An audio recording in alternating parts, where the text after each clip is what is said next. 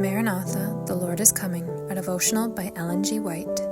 Satan's Last Campaign, February 25th. Little children, it is the last time, and as ye have heard that Antichrist shall come, even now are there many Antichrists, whereby we know that it is the last time. 1 John 2, verse 18. The enemy is preparing for his last campaign against the church. He has so concealed himself from view that many can hardly believe that he exists, much less can they be convinced of his amazing activity and power.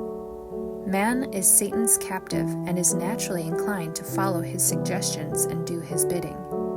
He has in himself no power to oppose effectual resistance to evil. It is only as Christ abides in him by living faith that man may venture to face so terrible a foe.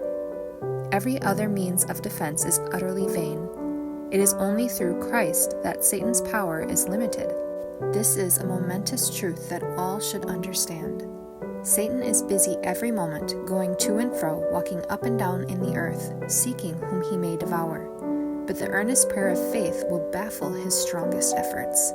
Satan hopes to involve the remnant people of God in the general ruin that is coming upon the earth. As the coming of Christ draws nigh, he will be more determined and decisive in his efforts to overthrow them.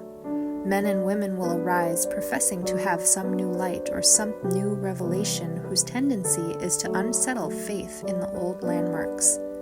Their doctrines will not bear the test of God's word, yet souls will be deceived. False reports will be circulated, and some will be taken in this snare. We cannot be too watchful against every form of error, for Satan is constantly seeking to draw men from the truth. Some men have no firmness of character. They are like a ball of putty and can be pressed into any conceivable shape. This weakness, indecision, and inefficiency must be overcome. There is an indomitableness about true Christian character which cannot be molded or subdued by adverse circumstances. Men must have moral backbone, an integrity which cannot be flattered, bribed, or terrified. God has set bounds that Satan cannot pass. Our most holy faith is this barrier, and if we build ourselves up in the faith, we shall be safe in the keeping of the Mighty One.